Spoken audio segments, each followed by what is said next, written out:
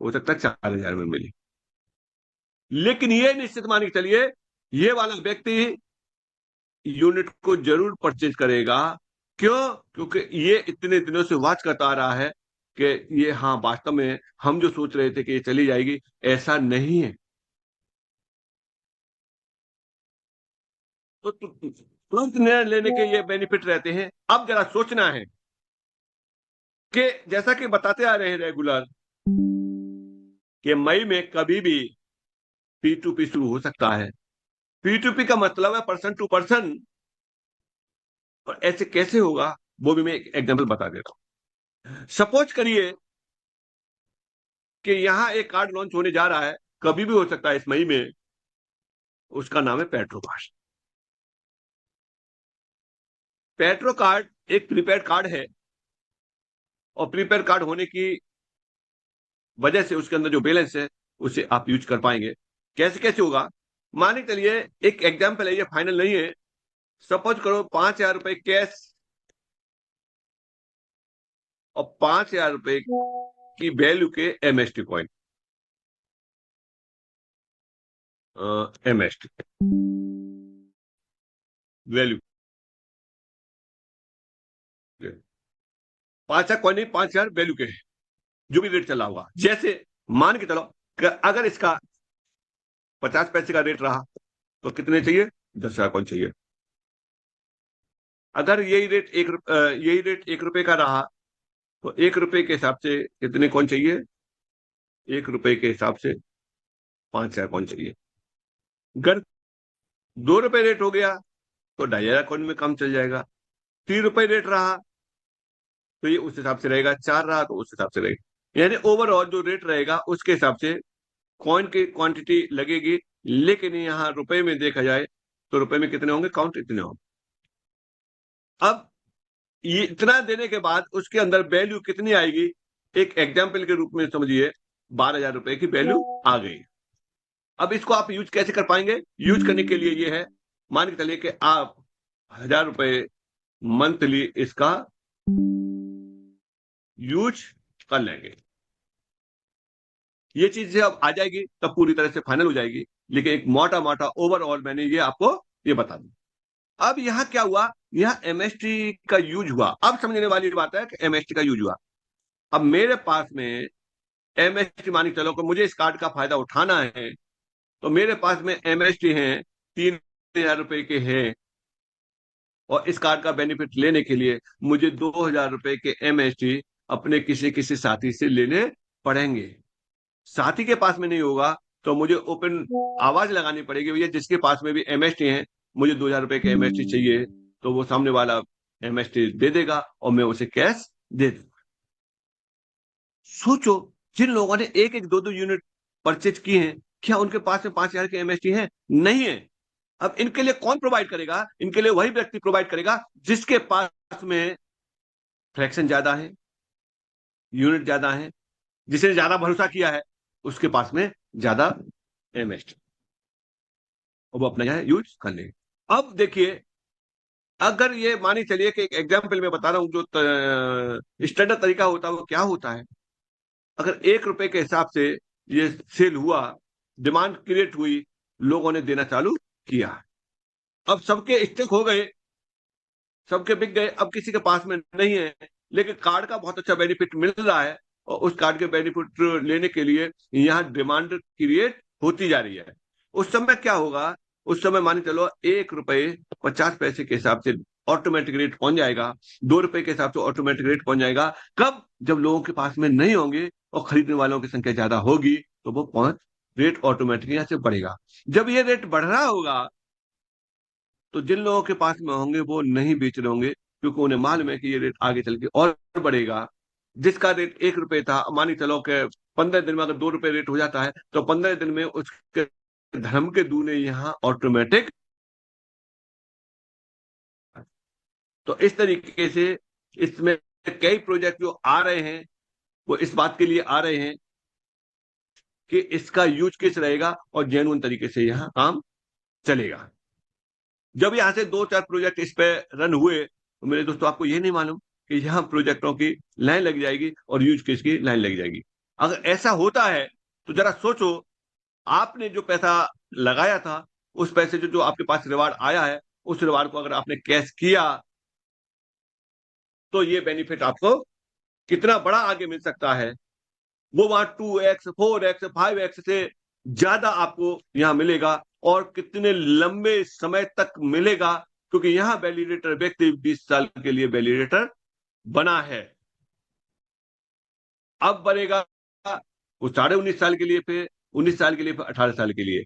और हो सकता है कि आने वाले 6 महीने में वैलिडेटर बनने का ही मौका ना मिले, आने वाले 1 साल में वैलिडेटर बनने का ही नहीं मौका मिले, और फिर सोचेगा कि यार मेरी बुद्धि पर पत्थर पड़ गए, मैं किसी की बातों में आ गया, नहीं तो मैं 1-2 यूनिट तो मेरी खरीदने की क्षमता थी, हाँ। 2-2.5 हजार रुपये तो मैं लगा सकता था। ये अफसोस उसे हमेशा जिंदगी भर कसक देता रहेगा। कब कब, जब जब वो देखेगा कि हाँ इन्होंने 1200 रुपये लगा करके आज ये कितना अच्छा बेनिफिट उठा रहे हैं, वो कसक पूरी फिर नहीं हो पाएगी। अब जरा सोचिए कि आप यहाँ एज ए कैरियर के रूप में कैसे ले सकते हैं, कैसे लिया जा सकता है, ये बात यहाँ समझने वाली बात है। इसको देखिए कि यहाँ कितने फेज में है। यहाँ 6 फेज है इसके, पहला, दूसरा, तीसरा, चौथा, पांचवा, छठवां। ये समझना बहुत बहुत जरूरी है। अगर जिसकी समझ में ये आ गया तो वो किसी हालत में रुक नहीं सकता है। कोई व्यक्ति कितना भी रोकने की कोशिश करे, डिमोटिवेट करने की कोशिश करे, वो हो ही नहीं सकता है, क्योंकि गणित समझ में आना बहुत बहुत जरूरी है। प्रत्येक फेज में कितने नोड है, 7-7 नोड है, ये बात समझना बहुत जरूरी है। मेरी भी समझ में बहुत दिनों बाद आई थी कि यार ये जिस दिन समझ में आ गई थी, उस दिन से काम की स्पीड को बहुत तेजी से कर दिया। प्रत्येक में कितने हैं? 7-7 है, जैसा आप ये देख रहे हैं। ये है नोड, 7-7 नोड है। यहां आज आप बड़े ध्यान से समझिए कि आप यहां से कैरियर के रूप में कैसे ले सकते हैं। यहां कीमत कितनी निकल कर आ रही है, मोटी मोटी 7 CR का। जब ये पहला पूरा हो जाएगा तो यहाँ 14 CR का शुरू हो जाएगा। यहाँ ये पूरा हो जाएगा तो यहाँ 21 CR का शुरू हो जाएगा। यहाँ हो जाएगा 28 CR का, और यहाँ हो जाएगा 35 का शुरू हो जाएगा, और यहाँ हो जाएगा 70 का। आप ये कहाँ हैं इस समय प्रेजेंट में? आप ये देखिए कहां पर हैं। कोई तो देख रहे होंगे मैं अपने कमरे में हूँ, कोई देख कहाँ है। दोस्तों मैं बैठने की बात नहीं कर रहा, मैं बात कर रहा हूं कि आप एमएसटी ब्लॉकचेन पे हैं कहाँ। एमएसटी ब्लॉकचेन पे इस समय आप हैं, अपने लिए देखेंगे तो दूसरे नोड में। आप अपने लिए दूसरे नोड में हैं, पहला नोड सोल्ड आउट हो चुका है, और 3 नोड ऑलरेडी ब्लॉकचेन के लिए थे। अगर ओवरऑल देखा जाए तो ये पांचवा शुरू हुआ है। कितने बाकी हैं अभी? अभी तो ये शुरू हुआ है। यहां तक शुरू होते ही होते लोग यहां लाखों रुपए रोजाना पे पहुंच चुके हैं। अभी तो कहते ना, ट्रेलर अभी सही तरीके से ट्रेलर भी शुरू नहीं हुआ है। ट्रेलर शुरू होगा जब ये पहला वाला सोल्ड आउट हो जाएगा। अभी यहाँ तीसरा है और चौथा है, तब जाकर के ये कंप्लीट होगा पहला फेज। और जो दूसरा फेज शुरू होगा, उस समय देखना कि स्पीड कितनी तेज हो जाएगी। यहां से कैरियर के रूप में कैसे लिया जा सकता है? कैरियर के रूप में आप यहां से मल्टीप्लाई करेंगे तो ये कितने करोड़ बैठेगा ये। प्रत्येक को मल्टीप्लाई करना पड़ेगा 7 से, क्योंकि एक की कीमत है ये।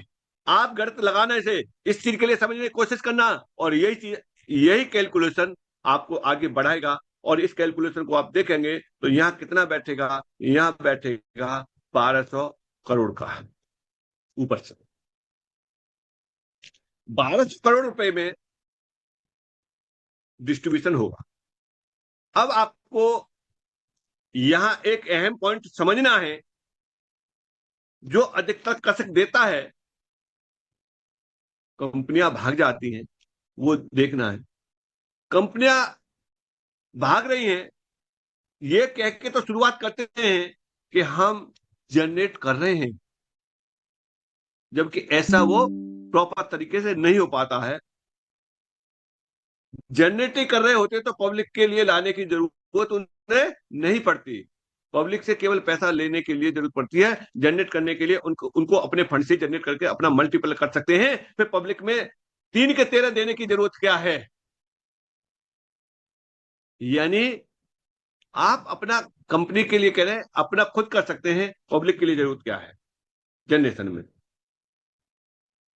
अब यहां बात करते हैं, एमएसटी ब्लॉकचेन की बात करते हैं। अगर एमएसटी ब्लॉकचेन के अंतर्गत देखा जाए तो आपसे 2x 3x 4x या इस तरह का कोई भी एमएसटी ब्लॉकचेन ने कमिटमेंट नहीं किया है कि आपको ये रिफंड मिलेगा। न आपको 0.5% डेली, 1% डेली, 2% डेली, यानी इस तरह का डेली का कोई भी रिफंड करने का कोई कमिटमेंट नहीं किया है। क्या 10% महीने, 15% महीने, 20% महीने, क्या इस तरह का कोई मंथली कमिटमेंट का कोई वादा किया है? नहीं। हाँ, एक वादा जरूर किया है। वो कौन सा वायदा है? कि आपके पास में रिवार्ड के रूप में एमएसटीसी कॉइन है, वो आपको डेली आएंगे। कब तक? 20 साल तक। ये वायदा है। अब इसमें से जो रिवार्ड आ रहा है, यही आपका किस में चेंज होगा? यही आपका कैश में चेंज होगा। अभी कैसे होगा? P2P के माध्यम से होगा, फिर कैसे होगा? फिर ओपन मार्केट में हो जाएगा। ये आप यहां देखेंगे तो आपका कैश हो जाएगा। अब इस जगह पे के साथ लगता है आपने जो परचेज किया है वहाँ के साथ उसका कितना गुना हो सकता है? उस जगह पे हो सकता है 2x भी हो जाए, 3x भी